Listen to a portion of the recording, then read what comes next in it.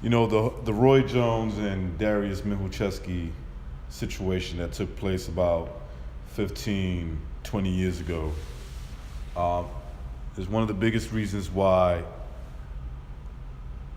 I don't take the lineal, the undisputed, unified champion of any weight class serious. I just don't take it serious. Right? When you can become the lineal on paper without fighting the man, and winning, and you can become lineal champion that way, the corrupt way, I can't take it serious. Even if it favors the fighter that I like, right? And I was a big Roy Jones fan back then. Used to record all his fights. Used to record all fights, really, you know. I would have him on VHS, and I'm talking about seriously, thousands of videos. I don't have them anymore. Something that broke my heart back then. But that's another video anyway. But I know the situation really well, right? I was watching Precise video, and some of the details he was bringing up, I wasn't really aware of, but there's a lot of stuff that I was aware of, right? So some of the stuff that Precise was talking about in his video, you got to remember at the time, social media wasn't around back then. Darius Mihulcheski, who I was aware of, because I was a boxing fan and a Roy Jones fan at that, and I knew that he was the light heavyweight champion, right? I knew it through HBO, Showtime, when they would show who's the champion at what weight class, or if I pick up a Ring magazine, you know, I knew who he was. I wasn't, at least to my knowledge, I wasn't aware of any channels that were broadcasting Mihulcheski's fights here in the States at that time. But I knew that he was the man. I knew that he had beat Virgil Hill and took away his WBA and IBF belt to add to his WBO belt that he won back in '95, I believe, right? Which wasn't taken as serious as it's taken now, which makes no sense, right? Another reason why I don't take these sanctioning bodies as, you know, as your claim as the man at a weight class, right? Because you got all of them.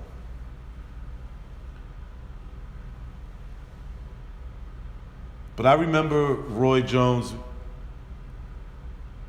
being asked by HBO, and in my opinion, I think HBO wanted this fight to happen, and they wanted it to happen in Germany.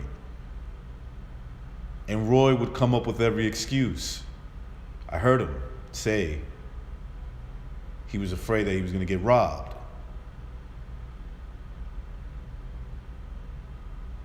Or he was even afraid for his life, because Darius Mihulcheski was a huge star,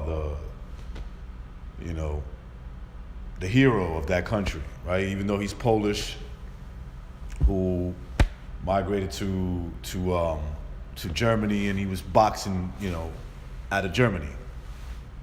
He was a huge star there. These were the excuses that Roy was using. I heard him use it. But it made sense to me why HBO would want this fight. In my opinion, HBO wanted this fight to happen in Germany. And the reason why they would want that fight to happen in Germany was because Roy wasn't a huge international star, right? He didn't have some of the bigger rivals that were from America, or in the Western world, like Mike Tyson had with Evander Holyfield and Lennox Lewis, right? They all three had each other. And Riddick Bowe, you could throw into the mix. Lennox Lewis, Mike Tyson, and Evander Holyfield were international stars. South of that, you had the likes of Oscar De La Hoya at welterweight. right? Who had Felix Trinidad and Sugar Shane Mosley at the time. These were guys that were bigger. They were bigger names than Roy, and that's what Roy was competing with. So HBO figured, you know what? This fight is bigger in Germany. And if you go to Germany and you win, which I think he could have, right? I think he could have went to Germany, and I think he would have won in his prime. That is an opinion. What's not an opinion is that Roy avoided that fight for sure. He did. He came up with every excuse, and the sanctioning bodies helped him out. Without a doubt, helped him out. Like Precise mentioned, the WBA stripped Michałowski for displaying his WBA belt with the other belts. And I guess they didn't like that, as if he was the only fighter that did that, including Roy Jones, has done it plenty of times before, and they never stripped him.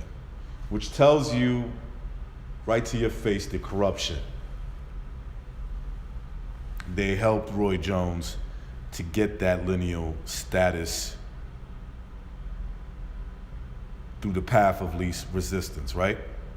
He won the belts from guys like Lou DeVal for the WBA and the IBF from Reggie Johnson. Right, and the WBC, it was vacant, and there was some situation with that too. I don't remember off the top of my head. Right, he won the interim, the WBC interim over Mike McCollum, who was way past his prime. He was 40 years old, way out of his weight class. Right, there's a guy who was like a terror at 154. Right, so he was way removed his better days. You have to understand, I was a huge Roy Jones fan back then. Got nothing against him, you know, as a person. I still like him. Met him in person, seems like a pretty nice guy. But this lineal run that he had at light heavyweight was fake. It was all on paper. It was tainted. It was criminal what they did to Michałowski. And that's why I prefer these tournaments. Right? One more thing to add. This myth that Roy Jones would have got robbed, or any American would have got robbed, that went to Germany at the time to fight Michałowski was busted by Julio Cesar Gonzalez, a guy Roy Jones beat 2 years prior, 2 or 3 years prior maybe, to him going to Germany and beating Michałowski. In a fight that could have been scored either way, in my opinion, right? Because so if the myth is true, it's a close fight, give it to Michałowski.